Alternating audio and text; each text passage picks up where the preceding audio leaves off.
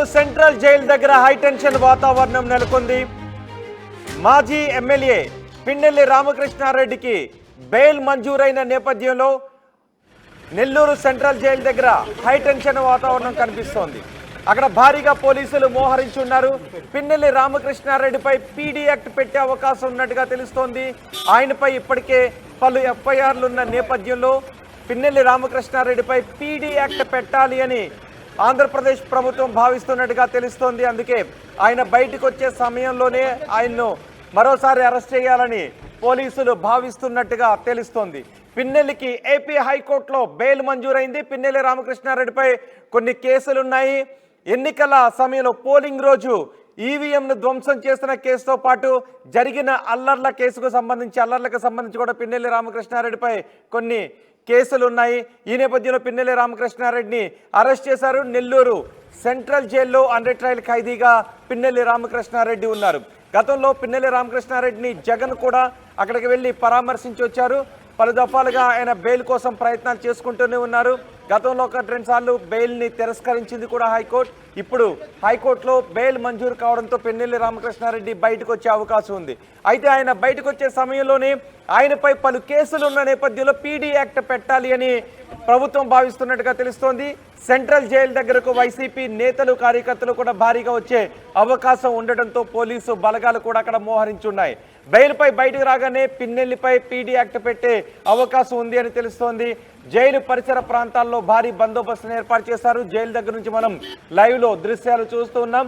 నెల్లూరులోని లాడ్జిల్లో పోలీసులు ఇప్పటికే సోదాలు చేసినట్టుగా కూడా తెలుస్తోంది. మే 13న పోలింగ్ జరిగిన రోజు మాచర్లలో అక్కడ గట్టిగా అల్లర్లు జరిగాయి. పిన్నెల్లి రామకృష్ణారెడ్డి కూడా రెచ్చిపోయారు అంటూ టీడీపీ నేతలు ఆరోపించారు. ఈవీఎంను ధ్వంసం చేస్తున్న సమయంలో అక్కడ సీసీ కెమెరాల దృశ్యాలు రికార్డ్ అయ్యాయి. ఆ తర్వాత పోలీసులు పిన్నెల్లిని అరెస్ట్ చేశారు. పిన్నెల్లి ఆ కేసులో బెయిల్ కూడా తెచ్చుకున్నారు. అయితే పిన్నెల్లిపై మరికొన్ని సెక్షన్ల కింద కూడా కేసులు నమోదు చేశారు. అల్లర్లకు కారణం ఈవీఎంని ధ్వంసం చేయడంతో పాటు అక్కడ జరిగిన అల్లర్లకు కారణం పిన్నెల్లి రామకృష్ణారెడ్డి అంటూ పలు కేసులు కూడా పెట్టారు. పిన్నెల్లి రామకృష్ణారెడ్డి పోలీసులపై కూడా దురుసుగా ప్రవర్తించారు అంటూ కేసులు పెట్టారు. ఈ కేసుల్లో A1గా పిన్నెల్లి రామకృష్ణారెడ్డి ఉన్నారు. మరికొంతమందిని కూడా ఇందులో నిందితులుగా చేర్చారు. మే 14వ తారీఖున పిన్నెల్లి ఆయన తమ్ముడు వెంకటరామరెడ్డి అనుచరులతో కలిసి అక్కడ కారంపూర్లో అలజడిని సృష్టించారు అనే ఫిర్యాదులు కూడా ఉన్నాయి. రౌడీ మూకలతో టీడీపీ కార్యాలయంపై దాడి చేశారు అంటూ కూడా ఆరోపణలు ఉన్నాయి. ఈ నేపథ్యంలో పలు సెక్షన్ల కింద కేసులు నమోదు చేశారు. ప్రస్తుతం పిన్నెల్లి రామకృష్ణారెడ్డి నెల్లూరు సెంట్రల్ జైల్లోనే ఉన్నారు. ఆయనకు హైకోర్టు బెయిల్ మంజూరు చేయడంతో ఆయన బయటకు రాబోతున్నారు మరికొద్దిసేపట్లో. అయితే ఆయన బయటకు వచ్చే సమయంలో మరో కేసులో పిన్నెల్లి రామకృష్ణారెడ్డిని పోలీసులు అరెస్ట్ చేసే అవకాశం ఉన్నట్టుగా తెలుస్తుంది. మా ప్రతినిధి గయాజ్ మనకి అందుబాటులో ఉన్నారు. గయాజ్, పిన్నెల్లికి బెయిల్ వచ్చిన నేపథ్యంలో పోలీసులు మరికొన్ని కేసులు పిన్నెల్లి రామకృష్ణారెడ్డిపై పెట్టి అరెస్ట్ చేసే అవకాశం ఉంది. పీడీ యాక్ట్ కూడా పిన్నెల్లిపై పెట్టే అవకాశం ఉంది అని తెలుస్తుంది. ఇప్పటికే పలు ఎఫ్ఐఆర్లు ఉన్న నేపథ్యంలో పీడీ యాక్ట్ పెట్టడానికి అవకాశం ఉంటుందని చెప్తున్నారు. సో ఏం జరుగుతుంది? పోలీసుల యాక్షన్ ప్లాన్ ఏంటి? రోహిత్, నెల్లూరు సెంట్రల్ జైలు వద్ద ఇప్పటికే పోలీసులు భారీగా మోహరించడం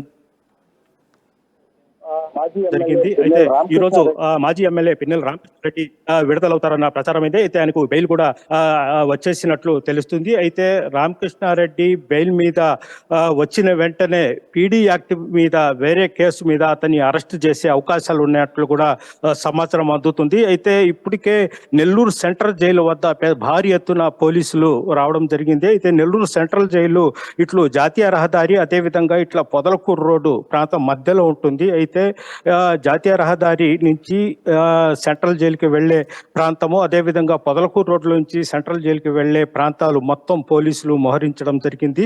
సుమారు ఒక 30-40 పోలీసు వాహనాలతో పాటు సుమారు ఒక 100 మంది పోలీసులు పెద్ద ఎత్తున ఈ జైలు పరిసర ప్రాంతాల్లో మొత్తము జైలుని అసలు వలయంలోకి తీసుకోవడం జరిగింది. అయితే పోలీసులను అడిగినప్పటికీ పోలీసులు ఎందుకు ఇంత బందోబస్తు నిర్వహిస్తున్నారు ఇదంటే కేవలం కేవలము రామకృష్ణారెడ్డి ఈరోజు బెయిల్ మీద విడుదలవుతున్నారు. అయితే వైఎస్ఆర్సీపీ కార్యకర్తలు, అభిమానులు, అదేవిధంగా పిన్నెల రామకృష్ణ అభిమానులు వచ్చి ఏదైనా ర్యాలీలు అదేవిధంగా భారీ హడావుడి చేసే అవకాశం ఉంది కాబట్టి అందుకోసమే పోలీసులు పెద్ద ఎత్తున ఇక్కడికి రావడం జరిగిందని కూడా పోలీసులు అయితే చెప్తున్నారు. అయితే మాత్రం కొంతమంది సీనియర్ నాయకులు మాత్రము చెప్పడం ఏంటంటే కొద్దిసేపు అయితే బెయిల్ మీద రామకృష్ణారెడ్డి జైలు నుంచి వచ్చిన వెంటనే అతన్ని వేరే కేసులో అరెస్ట్ చేసే అవకాశాలు ఉన్నాయి, అందుకే పోలీసులు హడావుడి చేస్తున్నారన్న ఇదైతే మనకు స్పష్టంగా తెలుస్తుంది. ఇంకేం కేసులు ఉన్నాయి? పీడీ యాక్ట్ పెట్టే అవకాశం ఉందని తెలుస్తుంది. పీడీ యాక్ట్ అట్రాక్ట్ అవడానికి ఏమన్నా అవకాశాలు ఉన్నాయా? అసలు పిన్నెలపై ఎన్ని ఎఫ్ఐఆర్లు ఉన్నాయి? పీడీ యాక్ట్ అట్రాక్ట్ అవుతుందా, లేదంటే వేరే ఏ కేసులో మళ్ళీ ఇంకోసారి పిన్నెల్ని అరెస్ట్ చేసే అవకాశం ఉంది? సచిన్, రోహిత్, ప్రధానంగా గుంటూరు జిల్లాలోని రాండచంతల కాలువ గేట్ వద్ద టీడీపీ అంటే ఎన్నికల సమయంలో టీడీపీ అక్కడ ఒక ఏజెంట్ మీద దాడి చేయడం జరిగింది. ఆ కేసులో 307 పోలీసులు అప్పుడు నమోదు చేయడం జరిగింది. అదేవిధంగా కారంపూడి సిఐ నారాయణ స్వామి మీద కూడా దాడి చేశాడని అప్పట్లో 307 కేసు కూడా నమోదు చేయడం జరిగింది. అయితే ఈ ఈవీఎంలు ధ్వంసం చేసిన కేసు, అదేవిధంగా మహిళ మీద దాడి చేసిన కేసు విషయంలో మాత్రం అతనికి బెయిల్ రాలేదు.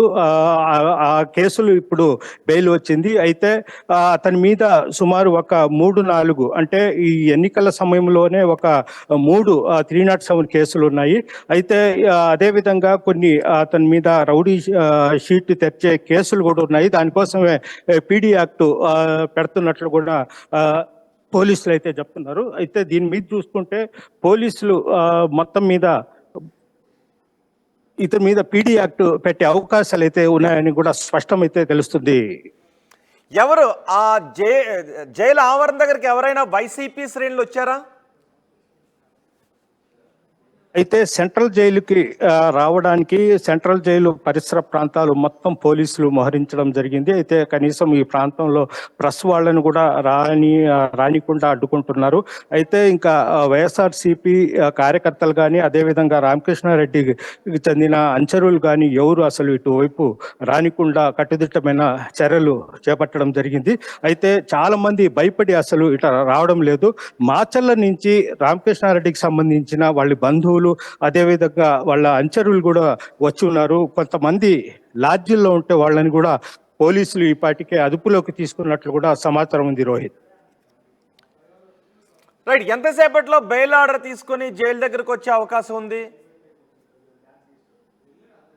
రోహిత్, మామూలుగా 5 గంటల లోపు మొత్తము అంటే బెయిల్ వచ్చినట్టు వాళ్లకు మామూలుగా కొన్ని మామూలుగా ఆన్లైన్లో తెలుసుకుంటారు. అయితే మాన్యువల్ కూడా రావాలి. అయితే ఈ రోజు ఆయన బయటకు వచ్చే అవకాశాలు అయితే లేవు.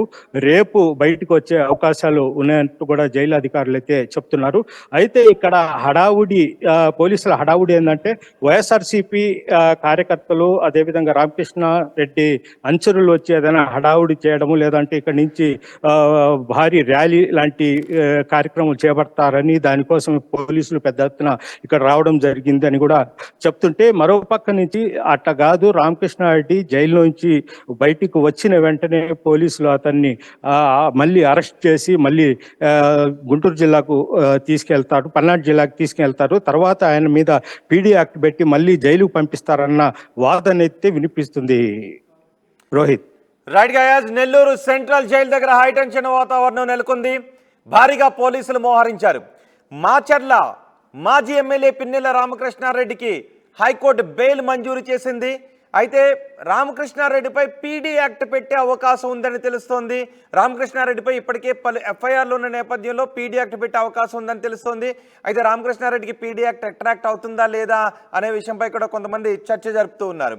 అదే సమయంలో రామకృష్ణారెడ్డిని జైలు నుంచి బయటకు వచ్చేటప్పుడు భారీగా అక్కడికి వైసీపీ శ్రేణులు కూడా వచ్చే అవకాశం ఉంటుంది. ఆ సమయంలో ఏదైనా అల్లర్లు జరిగే అవకాశం ఉంటుంది కాబట్టి అక్కడికి ఎవరిని రానివ్వకూడదని కూడా భద్రతా బలగాలు మోహరించినట్టుగా తెలుస్తుంది. సమయం ఇప్పటికే 3 గంటలైంది. సో 2 గంటల్లో అక్కడ నుంచి నెల్లూరు సెంట్రల్ జైలుకి వెళ్ళి అమరావతి నుంచి అక్కడ బెయిల్ ఆర్డర్ చూపించి 5 గంటల లోపు పిన్నెల్లి రామకృష్ణారెడ్డి బయటకు రావడం అనేది కొంచెం కష్టసాధ్యంగానే కనిపిస్తోంది. సో ఈరోజు రిలీజ్ అవుతారా, రేపు ఆయన బయటకు వస్తారా అనే విషయంపై కూడా చర్చ జరుగుతుంది. కొన్ని సందర్భాల్లో 5 గంటలు దాటిన తర్వాత కూడా బెయిల్ ఆర్డర్ తీసుకువెళ్ళినప్పుడు జైలు అధికారులు విడుదల చేయడానికి అవకాశం ఉంటుంది. కానీ పిన్నెల్లి రామకృష్ణారెడ్డి అలా బయటకు రావడంతోనే పోలీసులు వేరే కేసులో పిన్నెల్లి రామకృష్ణారెడ్డిని అరెస్ట్ చేసే అవకాశం ఉందని కూడా చర్చ జరుగుతోంది. మే 13వ తారీఖున పోలింగ్ జరుగుతున్న రోజు మాచర్లలో పెద్ద ఎత్తున హింసాత్మక ఘటనలు చోటు చేసుకున్నాయి. పిన్నెల్లి రామకృష్ణారెడ్డి ఒక పోలింగ్ బూత్లోకి వెళ్ళి అక్కడ పోలింగ్ జరుగుతున్న సమయంలో ఈవీఎంని ధ్వంసం చేశారు. అడ్డుకోబోయిన టీడీపీ ఏజెంట్పై కూడా పిన్నెల్లి రామకృష్ణారెడ్డి దాడి చేశారంటూ పోలీసులు కేసు నమోదు చేశారు. ఆ తర్వాత కారంపూడి సిఐ నారాయణ స్వామిపై కూడా ఆయన దాడి చేశారు అంటూ ఫిర్యాదు రావడంతో నారాయణ స్వామి ఫిర్యాదు మేరకు కూడా కేసు నమోదు చేశారు. రెండిట్లోనూ 307 సెక్షన్లనే నమోదు చేశారు. 307, 332, 143, 147, 324, 149 సెక్షన్ల కింద కేసులు నమోదు చేశారు. ఈ నేపథ్యంలో హైకోర్టులో బెయిల్ పిటిషన్ మూవ్ చేసిన సందర్భంలో కూడా 2 సార్లు బెయిల్ పిటిషన్ని కొట్టివేశారు. ఇప్పుడు హైకోర్టులో బెయిల్ మంజూరు కావడంతో రామకృష్ణారెడ్డి బయటకు వచ్చే అవకాశాలు ఉన్నాయని తెలుస్తోంది. అయితే రామకృష్ణారెడ్డి బయటకు రావడంతో రామకృష్ణారెడ్డిని మరో కేసులో పీడీ యాక్ట్ కింద ఆయన్ను అరెస్ట్ చేయడానికి ప్రభుత్వం చర్యలు చేపడుతోందనే చర్చ కూడా జరుగుతోంది. ఇది అప్రజాస్వామికం అంటూ ఇప్పటికే వైసీపీ నేతలు కొంతమంది గలాన్ని వినిపిస్తున్న పరిస్థితి కూడా కనిపిస్తుంది. ఏదేమైనప్పటికీ నెల్లూరు సెంట్రల్ జైలు దగ్గర మాత్రం భారీగా పోలీసులు మోహరించున్నారు. సెంట్రల్ జైలు దగ్గరకు వైసీపీ నేతలు కార్యకర్తలు భారీగా వచ్చే అవకాశం ఉంది అనే సమాచారంతో భారీగా పోలీసులు మోహరించున్నారు. అక్కడికి ఎవరిని కూడా రానివ్వడం లేదు. జైలు పరిసర ప్రాంతాల్లో భారీగా పోలీసు బందోబస్తు ఏర్పాటు చేశారు. నెల్లూరులో ఉన్న లాడ్జీలన్నింటినీ కూడా పోలీసులు సోదాలు చేస్తున్నారు. ఎవరైనా భారీగా వైసీపీ నాయకులు అక్కడికి వచ్చి లాడ్జీలో ఉన్నారనే విషయంపై కూడా పోలీసులు ఆరా తీస్తున్నారు.